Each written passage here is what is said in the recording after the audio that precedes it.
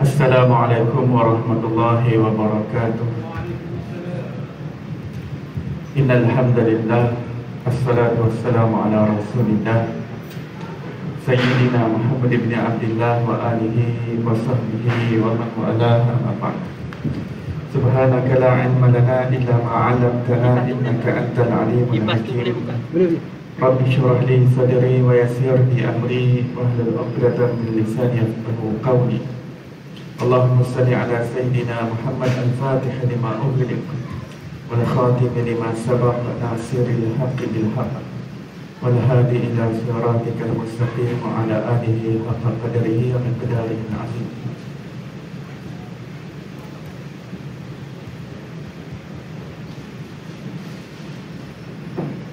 Alhamdulillah, segala puji bagi Allah Subhanahu wa taala, pencipta tujuh petala langit dan tujuh petala bumi dan segala perbendaharaan yang berada di antaranya. Selawat dan salam ke atas Nabi junjungan besar kita, kekasih kita Nabi Muhammad sallallahu alaihi wasallam, dan ke atas ahli keluarga baginda, dan ke atas para sahabat, dan ke atas mereka yang mengikuti jalan mereka yang terdahulu dengan cara yang terbaik sehingga hari kiamat. Alhamdulillah, muslimin muslimat dirahmati Allah Subhanahu wa taala. Kita syukur di atas nikmat iman, nikmat Islam, nikmat Al-Quran, nikmat Ramadan. Allah Ta'ala pilih kita untuk menjadi umat Nabi Muhammad sallallahu alaihi wasallam yang beriman dengan perkara gaib, percaya dan yakin kepada perkara yang kita tidak lihat dengan mata kasar kita, yang kita tidak dapat tengok dengan mata kepala kita, tetapi kita yakin dengan penuh keimanan, dan kita mengharap dengan penuh ihtisab. Ihtisab mengharapkan pahala dan ganjaran daripada Allah Subhanahu wa taala, mengharapkan habuan dan balasan daripada Allah Subhanahu wa taala, yang mana balasan itu kita tak dapat lihat dengan mata kepala kita. Kita beriman kepada Allah dan kita tidak pernah melihat Allah dengan mata kita. Kita beriman dengan hari akhirat, kita tak pernah tengok hari akhirat. Kita beriman dengan Nabi Muhammad sallallahu alaihi wasallam, kita tak pernah jumpa dengan Rasulullah sallallahu alaihi wasallam. Kita tidak hidup pada zaman baginda. Kita beriman dengan syurga yang Allah Ta'ala janjikan bagi orang-orang yang beriman, dan pintu Ar-Rayyan bagi orang-orang yang berpuasa. Pintu khusus untuk orang-orang yang berpuasa nama Ar-Rayyan. Kita tak nampak. Setiap gandaan pahala yang Allah Ta'ala berikan dalam buku akaun amalan kita, kita tidak dapat lihat dengan mata kasar kita. Kita tak pernah pun tengok buku catatan amalan tersebut. Tapi kita percaya dengan penuh keyakinan, tanpa sedikit pun keraguan, tanpa sedikit pun syak. Walaupun sejak daripada ibu dan ayah kita kenalkan kita kepada Tuhan kita, Allah yang kita sembah. Daripada kecil, guru-guru agama kita, cikgu-cikgu agama kita, ustaz-ustazah yang mengajar kita di sekolah agama, sekolah rendah, sekolah menengah, tadika, kita masuk sekolah agama rakyat, kita masuk kelas kafah dan sebagainya, bahawa Tuhan kita adalah Allah.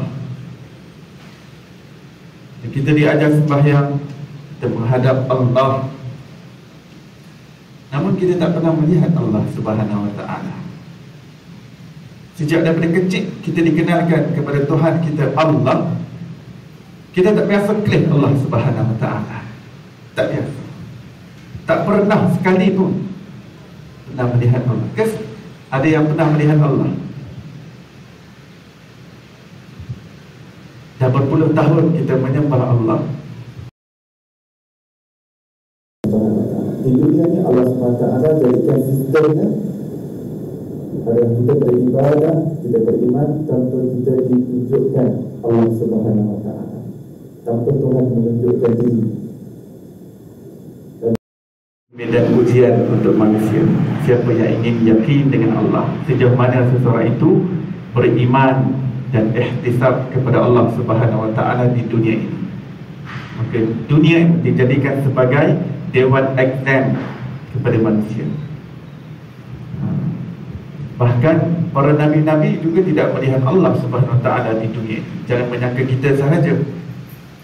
Hatta utusan-utusan Allah Subhanahu Wa Taala, iaitu para nabi-nabi dan para rasul, tidak pernah melihat Allah Subhanahu Wa Taala sepanjang di dunia ini. Kerana apa? Kerana Allah letakkan sistem di dunia ini, kamu sembahyang, kamu beribadah, kamu beriman tanpa kamu melihat Allah.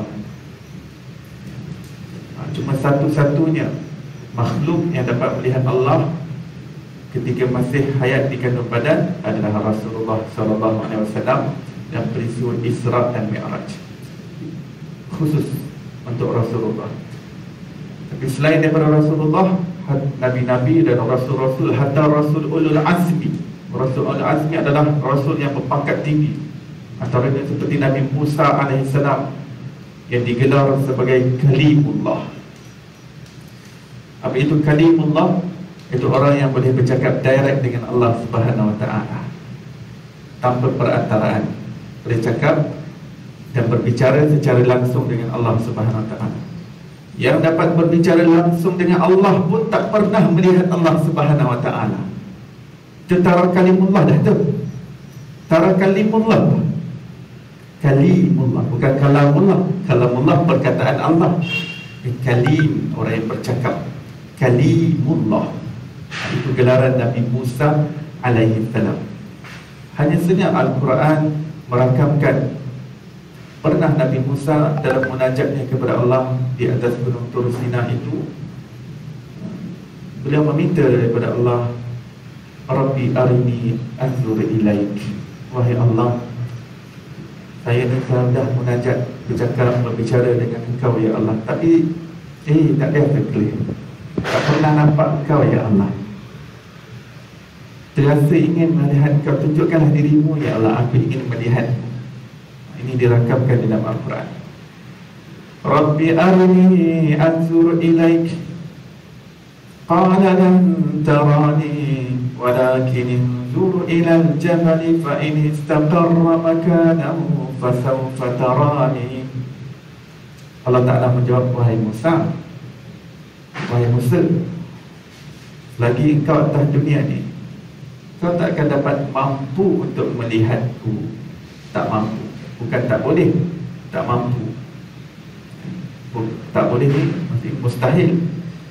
Tidak mustahil kalau Allah nak tunjukkan di dunia ini, Allah nak tunjukkan dirinya, tak mustahil. Tapi Allah kata manusia tak mampu sebab mata kita, penglihatan kita di dunia ni fragile. Dunia ni pun fragile untuk nak menanggung Allah Subhanahu Wa Taala, nak menanggung penampakan dan penzahiran Allah Subhanahu Wa Taala. Dunia ni tak mampu. Mata manusia di dunia tak mampu. Hatta Rasulullah yang saya sebut tadi sebagai satu-satunya makhluk yang melihat Allah bukan melihat di dunia. Dunia takkan mampu.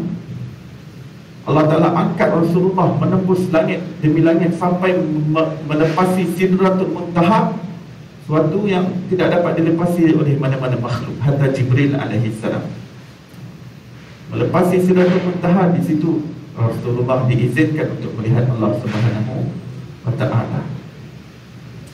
Maksudnya kalau Allah nak tunjukkan di dunia tak mustahil. Bahkan ulama Ahlus Sunnah wal Jamaah mengatakan tidak mustahil kalau Allah nak tunjukkan di dunia. Tapi di dunia ni Allah dah setkan sistem dia. Sistem dia tidak ada satu mata manusia pun di dunia ini dapat melihat Allah Subhanahu Wa Ta'ala, termasuk para nabi-nabi. Maka Allah Ta'ala jawab pada Nabi Musa, kamu tidak mampu. Kalau kamu tak percaya, cuba tengok ke arah gunung tersebut. Gunung Tur Sina di kawasan pergunungan. Lihat gunung itu. Aku buat penampakan. Kalau dia dapat tanggung penampakan aku, nescaya kau dapat lihat aku. Falamma tajalla rabbuhu lil jabali ja'alahu dakka wa kharra Musa sa'iqa. Bila Allah SWT bertajalli, yakni Allah Ta'ala membuat penampakan, penzahiran, dipanggil tajalli dalam bahasa Al-Quran. Tajalli, penampakan Tuhan. di atas gunung tersebut. Gunung tidak dapat menanggung penampakan Tuhan. Lalu gunung tersebut hancur dulu, dan Nabi Musa pun tak dapat lihat fenomena hancur luluh ni. Belum lagi penampakan yang benar. Hancur luluh itu pun terperanjat Nabi Musa, terpingsan Nabi Musa AS. Bangun saja daripada pingsannya, Nabi Musa terus bertaubat kepada Allah. Inni tubtu ilaik, Maha suci Engkau ya Allah, aku bertaubat meminta sesuatu yang aku tak mampu untuk menanggungnya, yang tak mampu untuk memikulnya. Di para nabi-nabi, para rasul-rasul tidak melihat Allah. Para wali Allah tidak dapat melihat Allah. Para awliya Allah, para arifin billah, para orang-orang yang arif billah, orang-orang yang mengenal Allah daripada kalangan awliya, wali kutub, wali abdal, wali mujabak, tidak pernah melihat Allah Subhanahu Wa Taala dengan mata kepala. Demikian sistem yang Allah Taala letak. Dan bila Allah Subhanahu Wa Taala akan nampakkan dirinya, bila Allah mengizinkan manusia untuk melihat Allah Subhanahu Wa Taala, apabila manusia tiba di syurga Allah Subhanahu Wa Taala. Dan di syurga itu, nikmat yang teragung sekali adalah nikmat melihat Allah Subhanahu Wa Taala. Jadi melihat Allah tidak diberikan di mana-mana selain daripada syurga Allah Subhanahu Wa Taala. Tidak berlaku di alam barzakh. Lepas alam dunia ni, kita duduk alam barzakh. Umur yang kita berada di alam barzakh nanti lebih panjang daripada umur kita di dunia, ya. Di alam barzakh saja transition sebenarnya. Dia sebenarnya lebih kepada asalnya interrogation cell, tempat untuk soal siasat, muka nakir untuk tempat sel soal siasat, ya. Tapi siapa yang berjaya soal siasat tersebut akan dilapangkan kuburnya sejauh mata memandang. Jika gagal akan disempitkan sesempit-sempit dan dia menjadi lubang daripada lembah api neraka Allah. Jika dia berjaya di alam barzakh, maka kuburnya menjadi taman daripada sebahagian syurga Allah Subhanahu Wa Taala. Dia sebagai tempat transit sebelum nak menuju ke alam akhirat yang lebih hebat lagi, yang tidak ada kesudahan, umur berpanjangan secara abadi. Manusia ni, ulama kata, kita ada permulaan dan tidak ada perakhiran. Kita hanya berpindah alam sahaja, ya. The moment Allah SWT has created us, we will not perish, we will not die totally. Kita tidak akan hilang secara total. Kita hanya berpindah alam. Sebelum kita datang di alam dunia, kita di alam roh. Kemudian ketika jasad ini 4 bulan dalam rahim ibu, Allah tiupkan roh tersebut pada jasad itu. Pindah alam rahim. Alam rahim 9 bulan, 10 bulan, kita pindah alam dunia. Alam dunia, Rasulullah kata, umur umatku, a'mar ummati ka umri ma baina sitin wa sab'in wa aqalluhum man yajuzu dhalik. Umur umatku lebih kurang umurku, iaitu antara 60 hingga 70 tahun. 60-70 tahun, kemudian kita pindah ke alam barzakh. Alam barzakh dalam riwayat menyebutkan orang yang terakhir meninggal pada hari kiamat 40,000 tahun di dalam kubur. 40,000 tahun di dalam kubur. Sebab itu saya kata tadi, umur kita dalam kubur lebih lama daripada umur di dunia ni. Sedangkan ini pun transit, yang itu pun transit sebelum kita pergi ke destinasi kita yang terakhir, iaitu alam akhirat. Di alam akhirat itu akan ada penentuan antara ke syurga ataupun ke neraka. Moga Allah Ta'ala golongkan kita daripada kalangan ahli syurga dan menyelamatkan kita daripada api neraka Allah Subhanahu Wa Ta'ala. Untuk selamat daripada api neraka, kita perlukan keampunan daripada Allah Subhanahu Wa Ta'ala.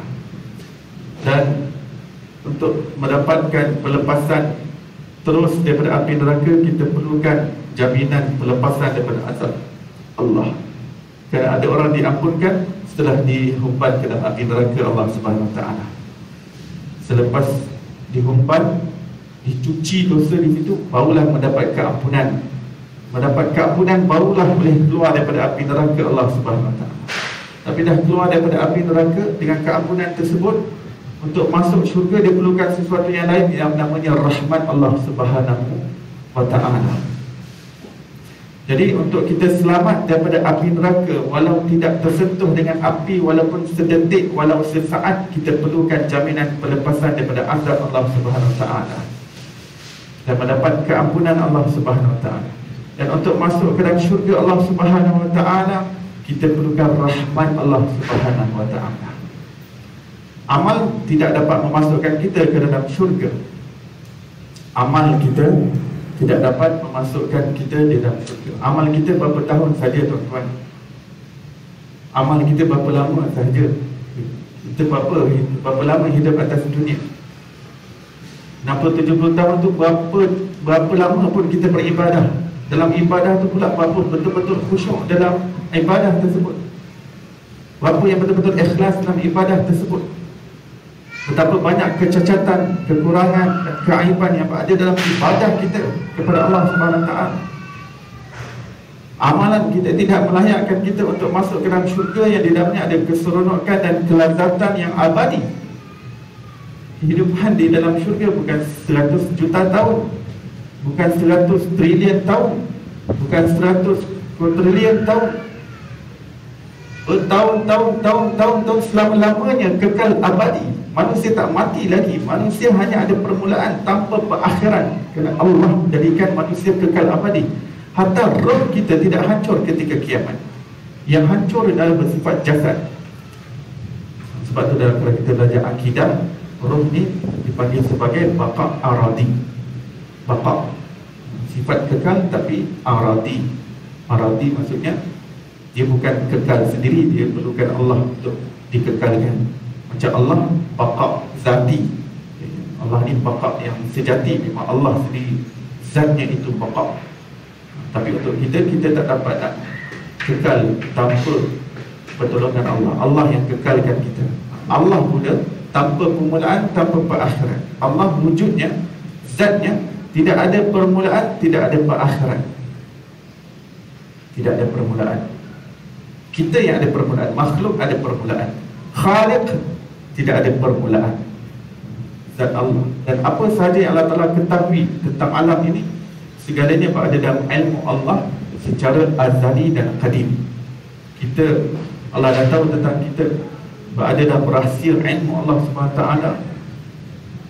secara tanpa permulaan di sisi Allah. Seperti mana zat Allah tanpa permulaan, demikianlah ilmu pengetahuan Allah kepada kita, maklumat tentang kita yang tersimpan rapi dalam ilmu Allah, rahsia itu terpendam secara azali, secara qadim, secara tanpa permulaan di dalam ilmu pengetahuan Allah Subhanahu wa ta'ala. Jadi kita hanya berpindah alam. Kita hanya berpindah alam. Transit yang paling cepat pun di dunia ini adalah yang paling cepat. Kemudian yang kedua adalah di dalam alam barzakh, dan kemudian menuju ke destinasi yang berikutnya, hari akhirat. Dan inilah kehidupan kita yang Allah SWT uji. Sebab itu Ramadan ini sebuah madrasah untuk nak asah keimanan kita, untuk nak ketatkan sekulu keimanan kita, kepercayaan kita, yakin kita kepada perkara yang gaib. Dalam sebuah hadis Rasulullah SAW bersabda, "Man shama Ramadana imanan wa ihtisaban ghufira lahu ma taqaddama min dhanbi." Dalam riwayat yang lain, "Man qama Ramadana imanan wa ihtisaban ghufira lahu ma taqaddama min dhanbi." Di antara kita dah menghafal dah hadis, sebab setiap Ramadan datang pasti penceramah ustaz akan selalu ulang dalam khutbah Jumaat, ulang "Man shama Ramadana imanan wa ihtisaban." Cuma hari ini saya elaborate sikit, saya huraikan sedikit. Barang siapa yang berpuasa di bulan Ramadan dengan keimanan dan ihtisab, nescaya diampunkan dosa-dosanya semuanya yang lalu. Dalam riwayat yang lain, barang siapa yang menghidupkan malam Ramadan dengan keimanan dan ihtisab, nescaya diampunkan dosa-dosanya yang lalu. Maksudnya kombinasi hadis ini Sebulan Ramadan itu adalah siang harinya Allah Ta'ala fardukan kita untuk meninggalkan sesuatu yang Allah Ta'ala larang untuk kita lakukan. Allah larang kita untuk makan dan minum bersetubuh dan perkara-perkara yang membatalkan puasa kita kena tinggalkan. Itu didikan daripada Allah. Pada malam hari Allah Ta'ala sunahkan kita untuk melaksanakan, untuk melakukan. Di siang hari meninggalkan, di malam hari melakukan. Tinggal lakukan, tinggal lakukan, tinggal lakukan sepanjang bulan Ramadan. Tarbiyah daripada Allah kepada umat Nabi SAW yang beriman, yang menghayati bulan Ramadan tersebut. Ini adalah didikan daripada Allah Ta'ala langsung kepada kita. Sebab yang nama takwa itu, takwa yang kita nak capai dalam bulan Ramadan ni, yang kita nak nyadakan dalam jiwa kita adalah pelita takwa. Kutiba alaikumus siyam kama kutiba alal ladina min qablikum la'allakum tattaqun. Hikmah yang besar puasa itu, Allah kata dalam surah Al-Baqarah, kami fardukan ke atas kamu puasa supaya kamu menjadi insan yang bertakwa. Takwa ni adalah ukuran kemuliaan seorang manusia di sisi Allah. Ukuran kemuliaan di sisi Allah bukan dia duduk dalam istana, duduk dalam maligai, dalam balance account bank ada 7 digit, 8 digit, 9 digit, 10 digit. Dia ada company, ada empire, gegasi besar, import, export, luar negara, dalam negara. Duit dia banyak, aset, property. Dia ada berbagai currency di bank sana, di bank sini. Pangkat dia, title dia, tidak. Itu bukan ukuran kemuliaan di sisi Allah.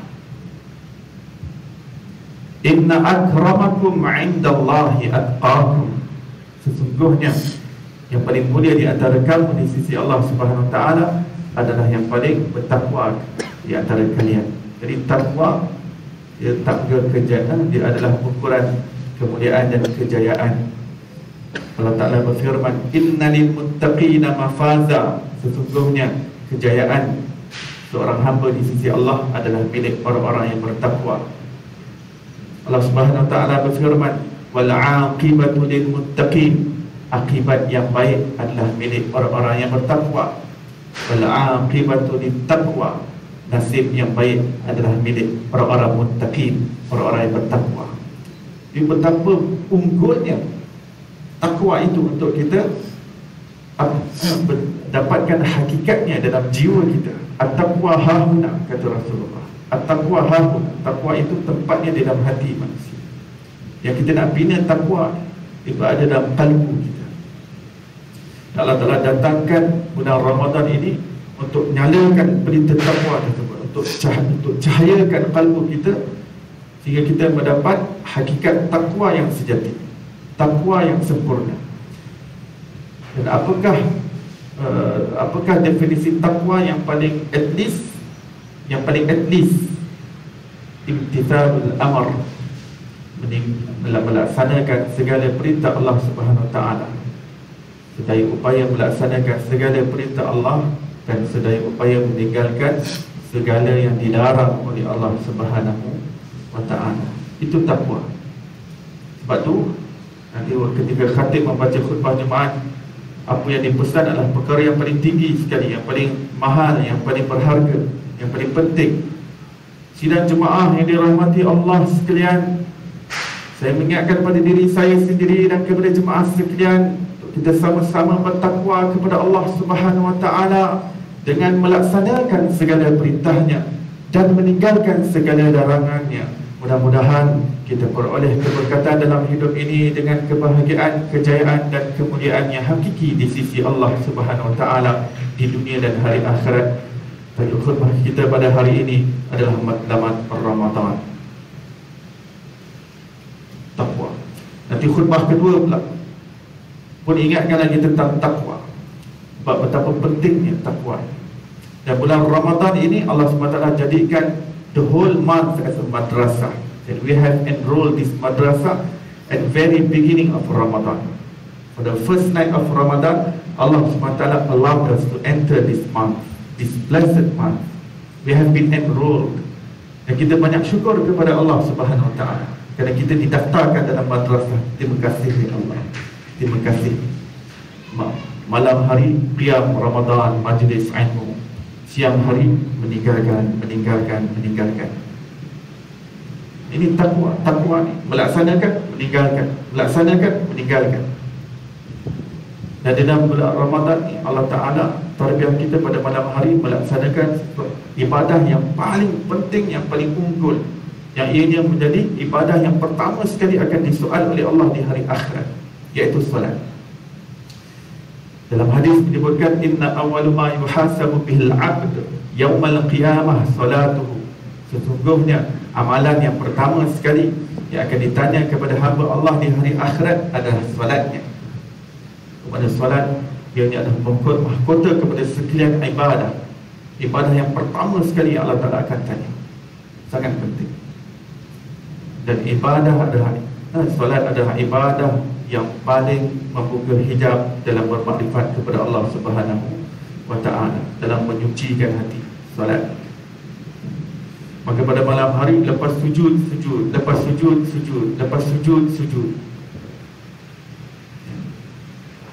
Mungkin luar daripada Ramadan manusia susah nak dapat suasana yang seperti ini, tapi Allah Ta'ala tarbiyah kita setiap tahun. Allah Ta'ala datangkan bulan Ramadan pada malam hari, lepas sujud, supaya keluar daripada bulan Ramadan manusia melekat keciptaannya kepada salat untuk melaksanakan perintah Allah Subhanahu Wa Ta'ala. Kalau dia boleh melakukan sesuatu yang sangat tinggi di sisi Allah Subhanahu Wa Ta'ala, solat tarawih asalnya tidak wajib, tapi dia dilakukan sebagai ta'abbud dia, sebagai pengabdian dirinya kepada Allah Subhanahu Wa Ta'ala. Supaya perkara itu mudah-mudahan dapat gam melekat pada diri kita. Keluar daripada bulan Ramadan pun kita masih berqiyamul lail, kita masih seronok beribadah, seronok untuk bertahajud, seronok buat solat sunat tasbih, seronok solat sunat hajat, seronok solat sunat taubat, seronok solat sunat istikharah. Istikharah ni tak perlu nak cari jodoh, nak cari kerja baru nak istikharah. Setiap hari kita istikharah. Setiap hari kita berada dalam persimpangan telima untuk memilih pilihan, untuk membuat pilihan yang kita memohon Allah kurniakan kebaikan dalam pilihan tersebut. Itu istikharah. Istikharah adalah bentuk solat sunat hajat yang kita minta Allah letakkan kebaikan dalam hal-hal yang kita nak pilih dalam kehidupan kita.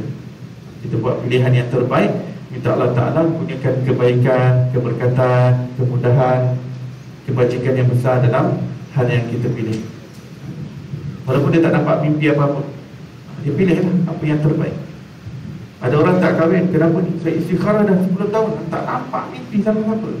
Lah, istikharah bukan solat minta mimpi. Siapa kata istikharah solat minta mimpi? Lepas solat istikharah dah 3 kali, 5 kali, siapa yang awak pilih, dah teruskan, move forward, buat pilihan yang terbaik dan terus laksanakan. Dan jika ada sesuatu yang berlaku di pertengahan jalan sehingga kamu tak dapat teruskan pilihan tersebut, itu kebaikan istikharah. Allah Ta'ala alihkan kamu daripadanya. Sebab doa istikharah kan, ya Allah, takdirkan aku yang terbaik, dan kalau ia bukan yang terbaik untukku, kau takdirkan aku sesuatu yang lain, ya Allah. Maksud kalau kita dah buat istikharah dan kita dah cuba try move forward dengan perkara tersebut, tiba-tiba something block dan sampai kena cancel benda tu, maksudnya daripada Allah Subhanahu Wa Ta'ala. Dan jika kita dapat teruskan perkara tersebut, maka mudah-mudahan Allah letakkan kebaikan. Kita dah solat sunat hajat, di situ kita iman, kita beriman kepada Allah Ta'ala berikan kebaikan kepada kita. Demikian ya, dalam bulan Ramadan, meninggalkan dalam bulan puasa tadi, konsep utamanya meninggalkan. Walaupun Allah SWT menyuruh kita meninggalkan sesuatu yang asalnya harus kita lakukan, makan, minum, tapi itu hanyalah sebagai metodologi tarbiyah yang Allah Ta'ala letak supaya manusia dapat tinggalkan perkara yang memang terang-terang haram di dalam bulan Ramadan dan luar Ramadan. Mengumpat adalah haram, memaki hamun adalah haram, bergosip adalah haram, memfitnah adalah haram, tuhmah manusia adalah haram, menghina manusia, maki hamun, sempah seranah, mencarut, swearing word, semuanya haram luar Ramadan dan dalam Ramadan. Mencuri, menyeleweng, menyonglau, gelapkan, membawa lari, semuanya haram di dalam Ramadan dan luar Ramadan. Kalau kamu boleh tinggalkan perkara yang asalnya boleh, kamu boleh tinggalkan dalam bulan Ramadan, kenapa kamu tak boleh tinggalkan perkara yang terang-terang haram? Dan kemudian kemuncaknya adalah meninggalkan segala selain Allah di dalam hati kita. Hati kita menghimpunkan segala concern dan fokus hanya kepada Allah Subhanahu Wa Taala, hanya kepada Allah.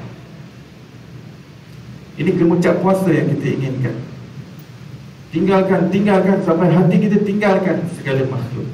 Hati kita hanya fokus kepada Allah. Ini adalah natijah besar daripada puasa yang datang saban tahun. Supaya hati kita fokus kepada Allah. Dan begitu juga dengan ibadah solat yang kita lakukan. Solat ni dalam Ramadan pun ada, luar Ramadan pun ada. Itu pun segalanya untuk nak himpunkan fokus kita. Kehidupan kita di dunia ni bagaimana hati kita hanya fokus kepada Allah. Berapa banyak pun problem yang datang, berapa banyak pun ujian yang melanda hidup kita, berapa banyak pun musibah yang menimpa kita, kita tak fokus pada problem itu. Problem ada 5, ada 10, ada 100 problem keliling kita. Itu memang kehidupan dunia. Allah bagi banyak problem. Para Nabi-Nabi pun banyak musibah, ujian Allah Ta'ala bagi. Tapi di dunia ini Allah Ta'ala uji kita, siapa yang hati dia fokus pada problem dunia ataupun fokus kepada Allah Subhanahu Wa Taala. Jadi para ulama sufi mengatakan, alangkah tenangnya hati manusia bila banyak-banyaknya concern dan fokus dia itu dihimpunkan jadi satu fokus, iaitu hanya pada Allah Subhanahu Wa Taala. Tiap-tiap hari nak fokus banyak problem, fokus kereta, fokus rumah, concern dengan anak, concern dengan pelbagai problem, dengan majikan, dengan bos, dengan orang bawahan, dengan kewangan, dengan ekonomi, krisis dan sebagainya, hutang, banyak. Tapi ulama sufi mengatakan, himpunkan segala concern dan fokus itu, jadikan hanya satu. Selesai masalah. Bukan bermakna tak selesaikan masalah yang melanda dalam hidup. Fix up. Manusia tidak menjadi denial terhadap problem yang datang. Ya, dunia ini memang tempat problem, tempat exam. Allah bagi ujian pada kita.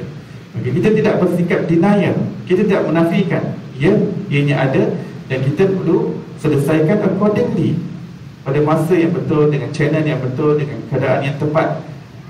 Tapi untuk hati kita berpaut pada problem-problem tersebut, itu still adalah problem. Problem datang untuk kuatkan hati kita dengan Allah, bukan untuk ikat hati kita dengan problem tersebut. Jiwa kita akan merana, emosi kita akan sengsara hidup di dunia apabila dia mengikat jiwa dia kepada problem ni. Problem dengan suami, problem dengan isteri, problem dengan ipar, problem dengan menantu, problem dengan mertua, problem dengan jiran, problem. Banyaknya problem. Memang betul lah, manusia banyak problem, tapi bukan untuk hati ikat pada problem tersebut. Human being will perish. Dia akan apa? Dia akan down. Sebab apa? Dia banyak ikat dengan problem dunia. Dunia ini adalah rapuh. Bila hati ikat dengan perkara-perkara rapuh, dia menjadikan jiwa itu rapuh. Jadi dia banyak gelabah dalam kehidupan dia. Tapi apabila hati itu bergantung kepada Yang Maha Kuat, apabila hati berpaut kepada Yang Maha Esa, Dia Maha Kuat, Maha Agung, yang Dia yang menciptakan dunia dan segala problem yang berada di antaranya, maka hatinya itu menjadi kuat. Kerana pautannya kuat. Pautannya bukan rapuh, pautannya bukan fragile, pautannya yang maha teguh. Al-Matin, Al-Qawi, yang maha kuat. Al-Bar, yang maha baik. Ar-Rahman Ar-Rahim, yang maha pengasih lagi maha penyayang. Al-Wadud, yang maha cinta.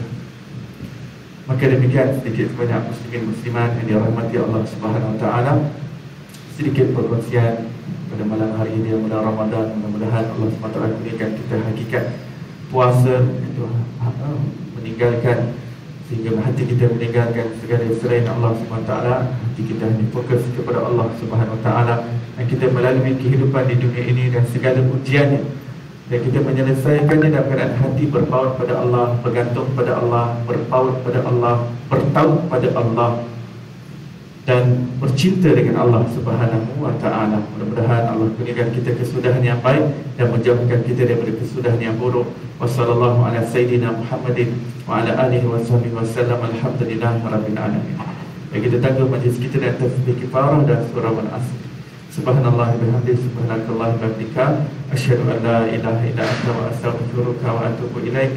Bismillahirrahmanirrahim. Wal 'asr innal insana lafi khusr illa alladziina aamanu wa 'amilus shalihat wa tawassaw bil haqqi wa tawassaw bis sabr. Assalamualaikum warahmatullahi wabarakatuh.